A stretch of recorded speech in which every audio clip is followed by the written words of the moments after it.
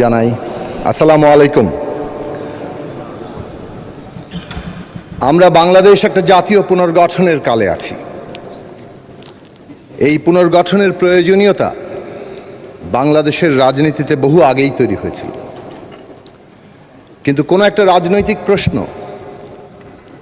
একটা রাজনৈতিক ব্যবস্থার মধ্য দিয়ে মানুষ যে অভিজ্ঞতার মধ্য দিয়ে যায়, সেই অভিজ্ঞতা মধ্য দিয়েই সেই প্রশ্নটা দিনে দিনে গুরুত্ব লাভ করতে থাকে। বাংলাদেশে বেশ কয়েকবার আমরা রাজনৈতিক সংকট দেখেছি, কিন্তু 2008 সালের 29শে ডিসেম্বর নির্বাচনের পর থেকে যে সরকার ক্ষমতায় এসেছিল, 2011 সালে সংবিধান সংশোধন করে বাংলাদেশের রাজনীতিতে সরকার এবং বিরোধী দলের মধ্যে যে দুর্লভ ঐক্য 1996 সালে তৈরি হয়েছিল নির্বাচনের জন্য তত্ত্বাবধায়ক ব্যবস্থা, সেই ব্যবস্থা বাতিল করে দেয় এবং সেখান থেকেই বলা চলে বাংলাদেশে একটি নতুন করে একদলীয় শাসন ব্যবস্থা কায়েমের সূত্রপাত ঘটে এবং সেই অভিসন্ধি পরিষ্কারভাবে পরবর্তী প্রতিটি সময়ের মধ্যেই আমরা দেখতে পাই যে দিনে দিনে শক্তিশালী হয়েছে এবং শেষ পর্যন্ত নির্বাচন ছাড়া, জনগণের সম্মতি ছাড়া এই দেশে একটা জবরদস্তি, কর্তৃত্ববাদী এবং ফ্যাসিস্ট শাসন ব্যবস্থা তার চূড়ান্ত রূপ নিয়েছিল। এই যে ব্যবস্থা, এই ব্যবস্থা যত অগ্রসর হয়েছে ততই এই দেশে জাতীয় পুনর্গঠনের প্রশ্নটি তার গুরুত্ব তৈরি করেছে এবং জনগণের মধ্যে সেটা একটা ব্যাপক প্রভাব বিস্তারকারী রাজনৈতিক এবং কেন্দ্রীয় প্রশ্ন হিসেবে হাজির হয়েছে। রাজনীতি শাস্ত্রে একটা কথা আছে, when idea grips the society it becomes a material force। যখন একটা চিন্তা সমগ্র মানুষকে আচ্ছন্ন করে তখন সেটা বাস্তব শক্তিতে পরিণত হয়, রাজনৈতিক শক্তিতে পরিণত হয়।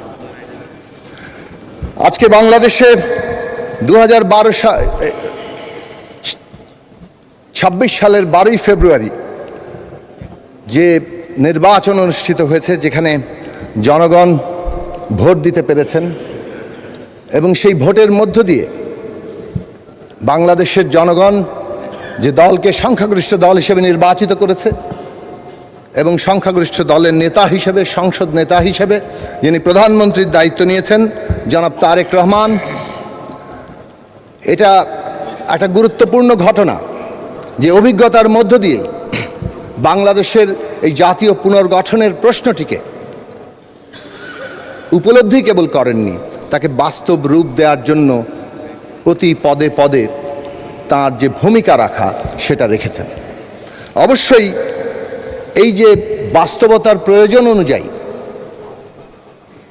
রাজনীতিকে পুনঃসজ্জিত করার যে ধারাবাহিকতা বিএনপির প্রতিষ্ঠাতা শহীদ প্রেসিডেন্ট জিয়াউর রহমান এবং বেগম খালেদা জিয়া, যিনি তার ভূমিকার মধ্য দিয়ে বাংলাদেশের সকল মানুষের কাছে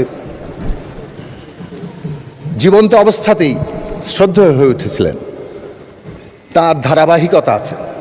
তারাও তাদের কালে এই ভূমিকা রেখেছেন। কিন্তু বাংলাদেশে বলা চলে এই যে জাতীয় পুনর্গঠনের প্রশ্নটি 14 সালের সম্পূর্ণ একটা নির্বাচনের আগেই যারা 153টি আসন নির্বাচিত ঘোষণা করেছিল, এরকম অভূতপূর্ব একটি অবস্থা তৈরি হয়েছিল। তারপরে এই প্রশ্ন বেগম খালেদা জিয়ার নেতৃত্বেই বিএনপির মতো বড় রাজনৈতিক দল যারা রাষ্ট্র ক্ষমতায় ছিল, তারা এই দেশে পরিবর্তনের জন্য ভিশন 2030, যেখানে সাংবিধানিক পরিবর্তনের প্রশ্ন ইঙ্গিত করেছিলেন। কিন্তু আমরা দেখেছি তার পরবর্তীকালে বাস্তবতা যে অনুযায়ী এগিয়েছে, বর্তমান প্রধানমন্ত্রী সেই বাস্তবতাকে উপলব্ধি করেই প্রয়োজনীয় পরিবর্তন এবং জনগণের আকাঙ্ক্ষাকে ধারণ করার জায়গাগুলোকে আমাদের সামনে হাজির করেছেন। তার ধারাবাহিকতাতেই এটা বলবো যে দলের পক্ষ থেকে তারা 27 দফা দিয়েছিলেন 2022 সালের 19শে ডিসেম্বর, এবং আমরা গণসংহতি আন্দোলন এবং আমাদের জোট গণতন্ত্র মঞ্চ, আমরা যারা 14 দফা কর্মসূচি নিয়েছিলাম, আমরা যখন যুগপৎ আন্দোলনের প্রস্তুতি নিচ্ছিলাম আরও ৩৯টি দল মিলে। আমরা তখন ৩১ দফা প্রণয়ন করেছি। সেটা ছিল পরিস্থিতির প্রয়োজনীয়তার জায়গা থেকে আরও এক ধাপ অগ্রসর অবস্থা। সেই লড়াই আমরা দেখেছি কিভাবে তৈরি হয়েছে। গুম, খুন, মামলা, হামলা, বিরোধী দলের সকল দল যারা লড়াই করেছেন কিভাবে হত্যা, নির্যাতন মুখোমুখি হয়ে এই সময়কাল পাড়ি দিয়েছেন, কিভাবে সংগ্রামে স্যাবোটাজ করে এক একটি আন্দোলনকে ধ্বংস করা হয়েছে। সেই সব পর্ব পাড়ি দিয়েই এই রাজনৈতিক লক্ষ্য কর্মসূচি মানুষের সামনে এসছে। এর আগের বক্তব্যে আমরা বলার চেষ্টা করেছি যে এই যে জমিন পাটাতন, এই পাটাতন তৈরি হয়েছে বাংলাদেশের সকল মানুষের মধ্যে যে এই রাষ্ট্র ব্যবস্থা না বদল ঘটলে বাংলাদেশ এগোতে পারবে না। আমরা একটা ক্রস রোডে দাঁড়িয়েছি, যে ক্রস রোডে বাংলাদেশ এগোবে না স্থবিরতার দিকে যাবে এটা নির্ভর করছে জাতীয় পুনর্গঠনের উপরে, যে জাতীয় পুনর্গঠন রাজনৈতিক, অর্থনৈতিক এবং অবশ্যই সাংস্কৃতিক। ফ্যাসিবাদ এই সব ক্ষেত্রেই বাংলাদেশকে স্থবির, এমনকি একটা বিপর্যয় অবস্থা সৃষ্টি করার জায়গায় নিয়ে গিয়েছিল।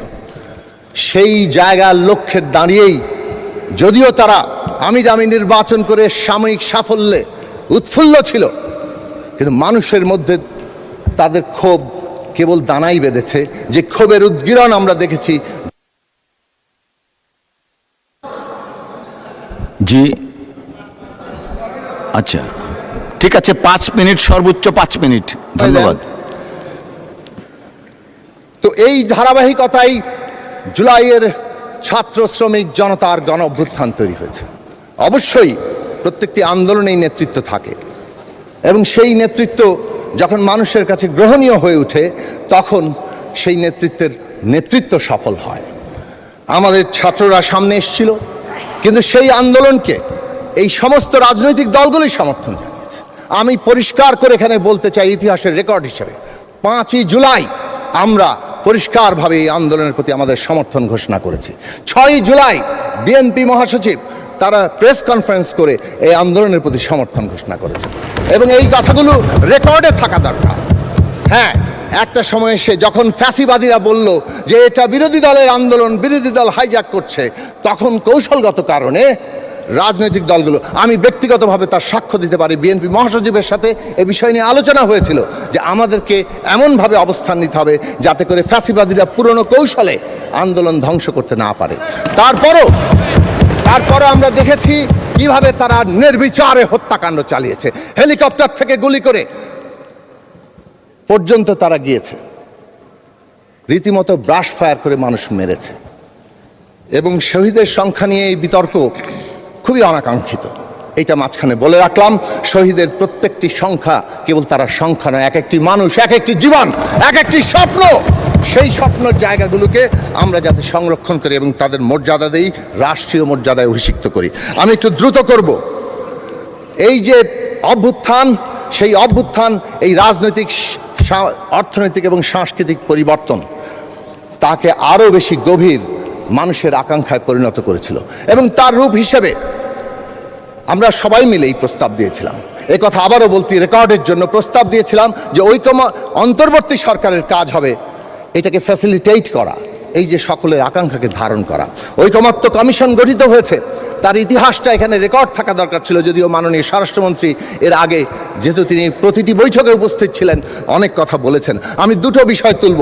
1 নম্বর বিষয় হচ্ছে ঐকমত্য কমিশনের কাজ ছিল ঐকমত্য তৈরি করা, এবং যখন প্রথম দিকে আলোচনা শুরু হলো এবং প্রথম গুরুত্বপূর্ণ প্রশ্ন 70 অনুচ্ছেদ সংবিধানে বদল হবে কিনা, তখন যখন আলোচনা ঠিক হলো, সেই দিনই ঠিক হয়েছিল দ্বিমত থাকলে কি সমাধান হবে, এবং সেই দিন বলা হয়েছিল যে নোট অফ ডিসেন্ট দেওয়া যাবে, কারণ রাজনৈতিক দলগুলো বলছিল 2টি এক্সেপশন রেখে আস্থা ভোট এবং বাজেট, অর্থ বিল, এই দুটো এক্সেপশন রেখে 70 অনুচ্ছেদ করা। বিএনপি সহ আরও কয়েকটি দল বলেছিল আরও দুটো জিনিস যুক্ত করা দরকার, জাতীয় নিরাপত্তা এবং যুদ্ধ পরিস্থিতি, সংবিধান সংশোধন। তখন প্রশ্ন এসেছিল যে এখানে সমাধানের পদ্ধতি হবে নোট অফ ডিসেন্ট দেওয়া যাবে এবং দলগুলো তাদের নির্বাচনী ইশতেহারে তাদের প্রসঙ্গ উত্থাপন করবেন, যে দল বিজয়ী হবেন তাদের চিন্তা তারা বাস্তবায়ন করতে পারবেন। এবং সেটাই জুলাই জাতীয় সনদে লেখা হয়েছে। This is number one, it should be recorded. Number two, July জাতীয় সনদ নোট অফ ডিসেন্ট সহই আমরা স্বাক্ষর করেছি। প্রশ্ন ছিল সবাই যাবেন এবং যে দল বিজয়ী হবে তারা তাদের মতো করে করবেন। তারপরে আসলো বাস্তবায়নের প্রশ্ন। বাস্তবায়নের প্রশ্নে এসে হ্যাঁ, এটা ঠিক, গণসংহতি আন্দোলনের পক্ষ থেকে 28শে জুলাই 2023 সালে আমরা সংবিধান সংস্কার পরিষদ গঠনের কথা দাবি তুলেছিলাম, কিন্তু আমরা কখনোই এটা বলিনি যে আমরা যা বলেছি সেটাই বাস্তবায়ন করতে হবে। আমরা সবসময় বলেছিলাম যে একটা ন্যূনতম জাতীয় ঐক্যমত ছাড়া এই ট্রানজিশন এগোতে পারবে না। এই প্রশ্নটি খুব গুরুত্বপূর্ণ যে আজকে ন্যূনতম জাতীয় ঐক্যমত তৈরি হয়েছিল কিনা। আমরা দেখেছি বাস্তবায়ন প্রশ্নে যখন অনৈক্য, তখন ঐকমত্য কমিশন তাদের মতো করে কিন্তু একতরফা সিদ্ধান্ত দিয়েছেন এবং সেই সিদ্ধান্ত সকলের মধ্যে ঐকমত্য তৈরি করেনি। ফলে গণভোটে কে কিভাবে হ্যাঁ ভোট দেওয়ার জন্য আহ্বান জানিয়েছেন তার অবস্থান কিন্তু প্রত্যেক দল নিজের মতো করে ব্যাখ্যা করেছে। কেউ জুলাই জাতীয় সনদের পক্ষে হ্যাঁ ভোট দেওয়ার প্রস্তাব দিয়েছেন, কেউ হয়তো আদেশ বাস্তবায়নের জন্য বলেছেন। এই বিতর্ক আমরা নিজের মধ্যে করেছি। আমরা প্রশ্ন করতে চাই, জুলাই জাতীয় সনদ আমাদের প্রত্যেকের দাবি আছে, প্রত্যেকের আকাঙ্ক্ষা অনেক উচ্চ, কিন্তু জুলাই জাতীয় সনদেও যতটুকু আছে তার অক্ষরে অক্ষরে বাস্তবায়নের জন্য যখন সংখ্যাগরিষ্ঠ দল ঘোষণা দেয়, তখন সেটাও বাংলাদেশের রাজনৈতিক অগ্রগতির জন্য অত্যন্ত গুরুত্বপূর্ণ একটা জায়গা। জুলাই জাতীয় সনদ লিখিত আছে, এখানে কারো এখান থেকে পিছিয়ে যাওয়ার জায়গা নেই। রক্তে লেখা দলিল, এই সংসদ জুলাই জাতীয় সনদের রক্তের জন্য আবদ্ধ। ধন্যবাদ মাননীয় সদস্য। আচ্ছা, ঠিক আছে, ঠিক আছে, ঠিক আছে। মাননীয় চিফ হুইপ বলছেন আরো 3 মিনিট বাড়িয়ে দেওয়া হলো আপনাকে। 3 মিনিটের মধ্যে শেষ করতে হবে, প্লিজ। Thank you. আমি 2 মাস ধরে তো কোনো কথা বলতে পারছি না। 5 মিনিট। যে কথাটা বলতে চাই, রাজনৈতিক কাঠামোগত পরিবর্তন একটা অব্যাহত প্রক্রিয়া। সময়ের প্রয়োজনে, অর্থনৈতিক, সামাজিক, সাংস্কৃতিক ব্যবস্থার প্রয়োজনেই রাজনৈতিক কাঠামোগত পরিবর্তনের প্রশ্ন আসে। বাংলাদেশ 54 বছরের অন্তত একটা গুরুত্বপূর্ণ অংশ, বিশেষভাবে গত 17 বছর আমরা দেখেছি দিনে দিনে ক্রনিক ক্যাপিটালিজম, কিভাবে রাষ্ট্র ক্ষমতা ব্যবহার করে পোষ্য অর্থনীতি তৈরি হয়েছে, কিভাবে রাষ্ট্র ক্ষমতা ব্যবহার করে ধন সম্পদ লুট করে নিজেদের ব্যক্তিগত পকেটে ঢুকানো আর বিদেশে পাচার করার জায়গা তৈরি হয়েছে। এই অর্থনৈতিক ব্যবস্থা যদি বহাল থাকে তাহলে বাংলাদেশ এগোতে পারবে না, এবং এই ধরনের অর্থনৈতিক ব্যবস্থা একটা ফ্যাসিস্ট ব্যবস্থাকেই তার সাথে সঙ্গতিপূর্ণ করে তোলে। আমরা পরিষ্কারভাবে সে কারণে মনে করি অর্থনৈতিক এবং সামাজিক সাংস্কৃতিক প্রশ্ন এই যে রাষ্ট্র কাঠামো পরিবর্তনের সাথে অঙ্গাঙ্গিভাবে যুক্ত। এবং 31 দফা এবং তার পরবর্তীতে জুলাইয়ের এই যে প্রশ্ন, এবং আমরা যদি দেখি আমাদের যুগপৎ জোট এবং বিএনপির যে নির্বাচনী ইস্তেহার, বাংলাদেশে একটা অর্থনৈতিক, সামাজিক, সাংস্কৃতিক পরিবর্তনের জন্য দৃঢ় প্রতিজ্ঞা ঘোষণা করেছে। বাংলাদেশের প্রথম কথা হচ্ছে সামাজিক সুরক্ষা খাতকে এমনভাবে আনা হয়েছে যাতে আমাদের দেশের মানুষ আগে স্বস্তিতে থাকে। দ্বিতীয় কথা, মানুষের আয় যাতে বাড়ে, শিক্ষা, স্বাস্থ্য, কর্মসংস্থানকে প্রাধান্য দেওয়া হয়েছে। আর একদিকে বিনিয়োগ নির্ভর কর্মসংস্থানমুখী একটা অর্থনৈতিক ব্যবস্থা গড়ে তোলার উদ্যোগ নেওয়া হয়েছে। এই দেশে আমরা দেখেছি এডিপি নেওয়া হয় কিন্তু এডিপি বাস্তবায়ন হয় না, অথবা প্রকল্প এমনভাবে নেওয়া হয় নানা রকম ইন্টারেস্ট গ্রুপ প্রকল্পের মধ্যে তাদের স্বার্থ চরিতার্থ করে। পুরো কাঠামোগত বদল আনা হচ্ছে, যে কাঠামোগত বদলে এই দেশে পাবলিক ইনভেস্টমেন্ট বাংলাদেশের যেমন জনগণের উপকার আসবে, তেমনি একই সাথে তা বেসরকারি বিনিয়োগকেও চাঙ্গা করবে, উৎসাহিত করবে। এই অর্থনৈতিক নীতি দর্শনে বাংলাদেশকে $1 ট্রিলিয়ন অর্থনীতি নেবে, কিন্তু কেবল সেটা অর্থনীতির আকারেই বড় নয়, একটা অন্তর্ভুক্তিমূলক অর্থনৈতিক ব্যবস্থা গড়ে তোলা, যেখানে দেশের শ্রমিক, কৃষক, মেহনতি মানুষ, যারা গরিব মানুষ, তারা অন্তর্ভুক্ত হবেন, এবং কেবল অন্তর্ভুক্ত নয়, নাগরিক মর্যাদায় বাঁচার মতো মর্যাদা নিয়ে থাকবেন। এই সরকারের একটি গুরুত্বপূর্ণ অর্থনৈতিক দৃষ্টান্ত আপনাদের সামনে হাজির করে বলবো যে কিভাবে ডিরেকশন চেঞ্জ হচ্ছে। বিদ্যমান জ্বালানি সংকট চলছে আন্তর্জাতিক কারণে। আমরা এই সরকারকে দেখেছি মাননীয় প্রধানমন্ত্রীর নির্দেশনায় যে একটা ক্রাইসিস কিভাবে অপরচুনিটিতে পরিণত হতে পারে। অপরচুনিটিতে পরিণত করার জন্য, সংকটকে সুযোগে পরিণত করার জন্য ইতিমধ্যেই 2টো গুরুত্বপূর্ণ পদক্ষেপ নেওয়া হয়েছে। এক, ব্যাপেক্সকে শক্তিশালী করে রিগ কিনে আমাদের দেশে যে পরিমাণ গ্যাস আছে যা ইতিমধ্যেই নানাভাবে পুরনো ধন্যবাদ মাননীয় সদস্য। একদম সর্বোচ্চ টাইম আপনাকে অ্যালোকেট করা হয়েছে amongst all the members. 1 minute পাবেন। 1 মিনিট প্লিজ। 2 মিনিট। আর একটা গুরুত্বপূর্ণ বিষয় হচ্ছে রিনিউয়েবল এনার্জিতে ট্রান্সফরমেশন। বাংলাদেশের এই ক্রাইসিসকে সম্পূর্ণভাবে আমাদের নিজের পায়ে দাঁড়ানোর জন্য রিনিউয়েবল এনার্জি, এই যে নবায়নযোগ্য জ্বালানিতে ট্রান্সফার করা, এইটা একটা যুগান্তকারী ঐতিহাসিক সিদ্ধান্ত। সুতরাং অর্থনৈতিক ব্যবস্থাকে জনগণের উপযোগী করে তোলার যে গুরুত্বপূর্ণ পদক্ষেপ নেওয়া হয়েছে, সেই গুরুত্বপূর্ণ পদক্ষেপ আমরা আজকে আমাদের দিশাটাকে কিংবা ডিরেকশনটাকে ঠিক করে দেয়। আর একটা গুরুত্বপূর্ণ প্রশ্ন বলেই শেষ করব, মাদক, নারী নির্যাতন আমরা কিভাবে এখান থেকে নাই করে দেব, সেই জায়গাটা বাংলা এই সরকারের গুরুত্বপূর্ণ জায়গা। সবচেয়ে বড় ব্যাপার হচ্ছে ফ্যাসিস্টরা কিভাবে বেঁচে থাকে, ঘৃণা উৎপাদন করে, বিভাজন করে। আজকে অনেকেই ফ্যাসিস্ট ব্যবস্থার বিরুদ্ধে কথা বলেন, কিন্তু ঘৃণা আর বিভক্তির, বিভাজনের রাজনীতির পুনরুৎপাদন করেন।